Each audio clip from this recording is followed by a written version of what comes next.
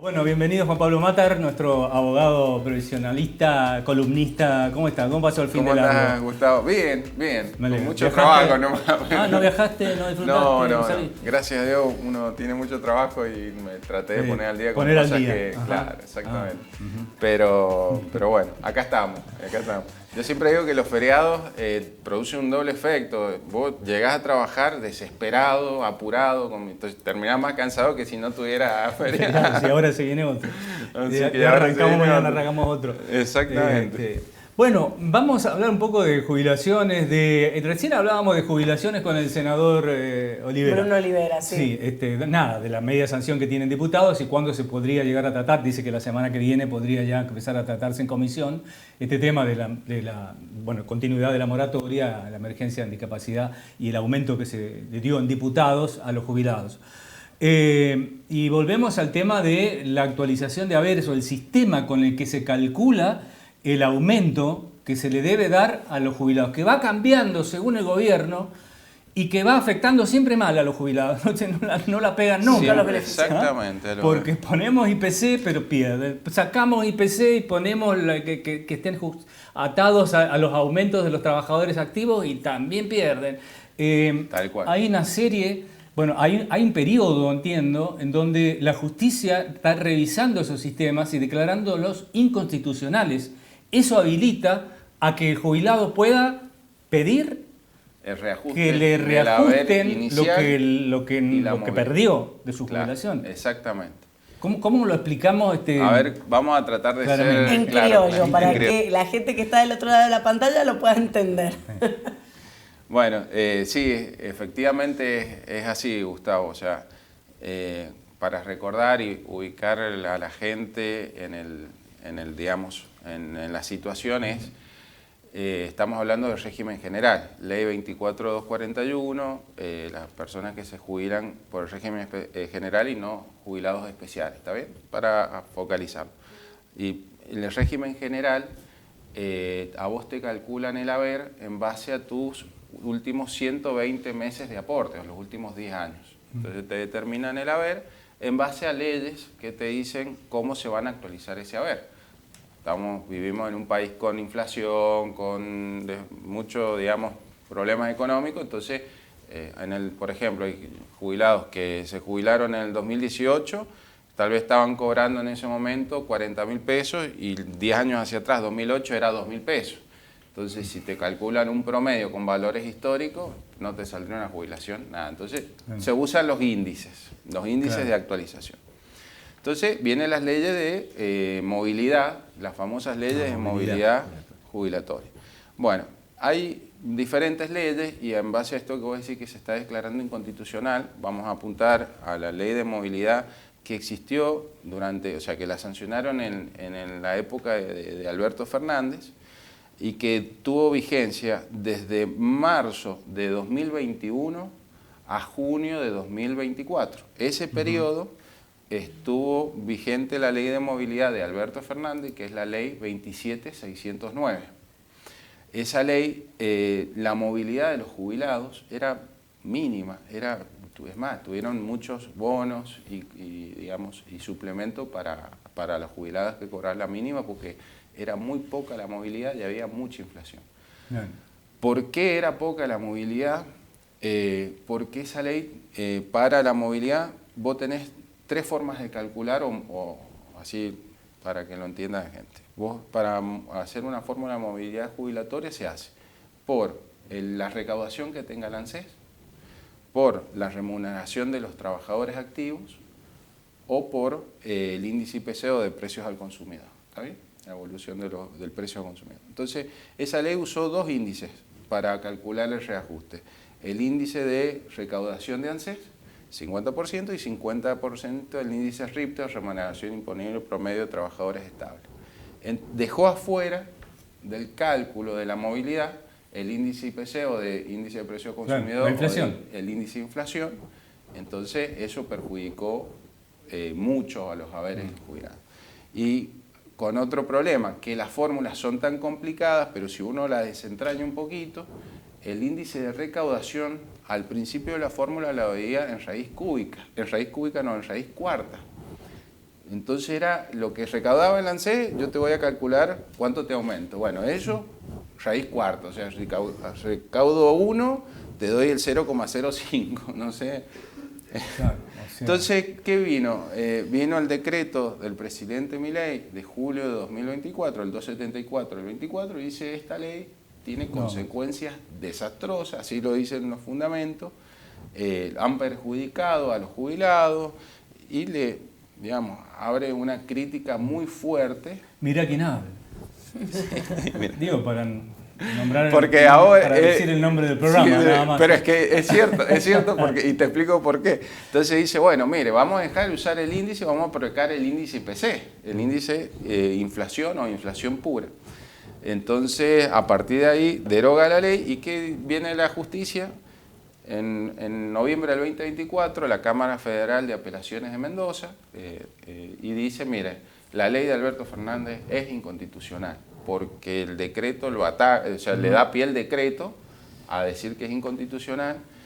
Entonces, no usemos la movilidad de la ley de Alberto Fernández, usemos la movilidad del decreto de Milei. Sí. Entonces, ¿cuál era el cálculo? Un 50% más durante el periodo de... marzo 2021, de marzo del 2021 al 24. a junio del 2024, el aumento que deberían haber tenido o que se tiene ahora con el fallo Cortés es un 50% más. Si cobraba 200, tendría que cobrar 400.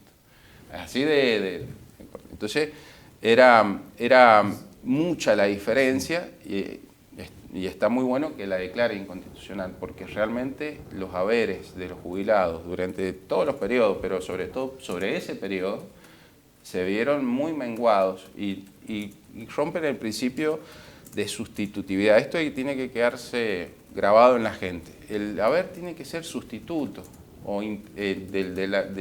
digamos, no puede ser regresivo. O sea, si yo cobraba como activo 100, puedo cobrar 80, pero no puedo cobrar 30. O sea, tengo que mantener el mismo nivel de vida. Entonces, es violar, digamos, los derechos de los jubilados con esto. Entonces, a partir del fallo Cortés se han dado una serie de otros fallos, hasta llegar hace poco la Cámara de Salta, también lo declara inconstitucional en un fallo que me gustó, o sea, que está bueno analizarlo también, que es el fallo Palavecino José Rubén.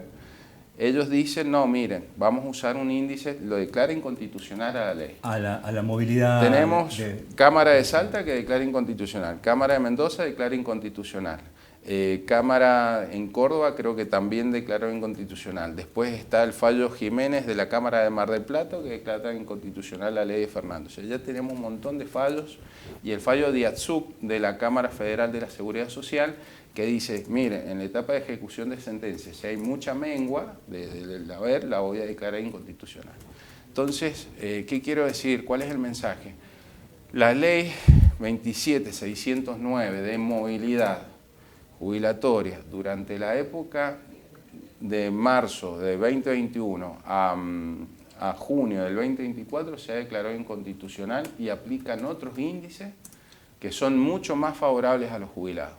¿Qué quiero decir? Que hay que ver, si yo soy jubilado, puedo reclamar el reajuste del haber inicial, o sea, lo primero que me determinaron y la posterior movilidad. Entonces eso es importante, ténganlo en presente, verifiquen. Y si yo he tenido aportes, como le digo, se calcula el haber del jubilado sobre los últimos 120 meses de aporte. O sea, yo desde que jubilo hacia atrás, los últimos 10 años. Si he tenido aportes y buenos aportes, hay que controlar porque se puede reclamar el reajuste del haber. Se hace primero un trámite administrativo, digamos, se pide al ANSES el reajuste, el ANSES dice, no, mire, yo no le voy a dar reajuste porque aplico las leyes. Y está bien, pero eso me agota la vía administrativa. Y después, con eso me abre la vía judicial y ya reclamo judicialmente, mire, aplíquenme índices en que a mí, mi haber jubilatorio, me conservan el derecho a una vida digna. Y en estos casos en que hay una persona con nombre, apellido, Cortés, parecido, lo que sea, que ha hecho el trámite y que declararon inconstitucional esa movilidad jubilatoria, ¿le pagan a esa persona que hizo Claro. y al resto no? Al resto no. ¿O todo el mundo tiene O sea hacer que la vía, digamos, para poder reclamar el reajuste de haberes es la vía judicial nada más. Pero por persona. Y esto, pero claro, ¿cuántos juicios puede llegar a desatar? A eso me refiero. De personas que se encuentran en esta situación. Y mira, hay 5.100.000 jubilados. Pueden haber, si todos tienen el mismo problema, no todos, pero el número es por jubilado. O sea que esto puede disparar una ola de juicios. Se ha disparado la ola de juicios. Sí. Pero no hay una instancia más después de que las cámaras, Salta, de Mendoza, lo que sea, la Corte no debería pronunciarse. Es muy bueno lo que me estás preguntando. La Corte debería ya en algún momento pronunciarse. Aún no se pronuncia sobre la inconstitucionalidad de la ley. Y a partir de ahí, ver qué índice se aplica, porque también, vuelvo a lo mismo, yo puedo calcular la movilidad de tres formas, con el índice de inflación, con el índice de promedio de remuneraciones o con el índice de recaudación digamos, del ANSES. Entonces, que me diga la Corte, bueno, miren, el fallo Cortés dice índice IPC puro. El fallo palavecino del 5 de mayo de ahora, del 2025, dice, no, mire, combinación, índice IPC 50% y 50% índice inflacionario. ¿Cuál es la diferencia? El índice, por ejemplo, el índice puro, índice IPC del fallo Cortés determinó una diferencia en el haber del 50%. En cambio, el índice palavecino del 42%. Pero bueno, igual... digamos, porcentaje más o menos, tampoco, pero es mucha la diferencia en relación a la ley.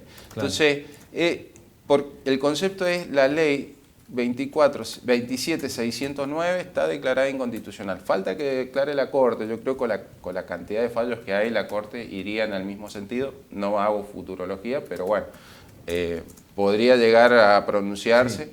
Pero hoy es importante ver el tema del reajuste de los haberes, porque es la forma de conservar la sustitutividad y que el jubilado tenga una mejora en sus ingresos, porque son muy bajos por los jubilados, digamos, las jubilaciones y las pensiones. Entonces, bueno, que se anime, que la gente se fije en su recibo, que consulte si puede reajustar, ¿no? El trámite es sencillo.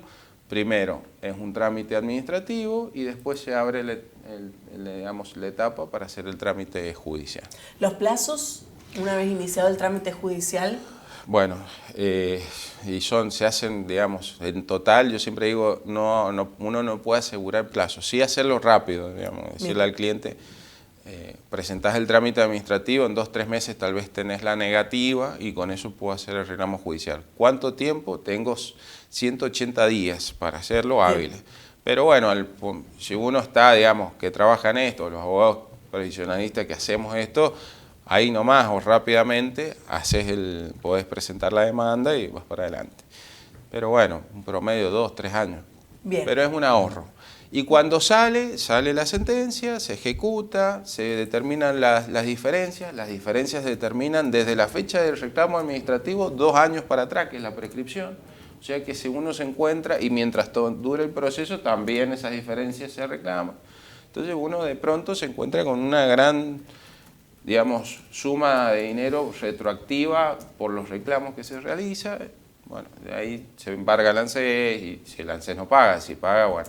Pero ese es el camino para hacerlo. Bueno, Doc, muchas gracias. Bueno. Gracias por acompañarnos. Listo, muchas gracias, Gustavo. Gracias, Ramón. ¿Vas a seguir trabajando el fin de semana largo? Hay que descansar en algún momento. Siempre trabajador, ¿eh? Claro. Así que...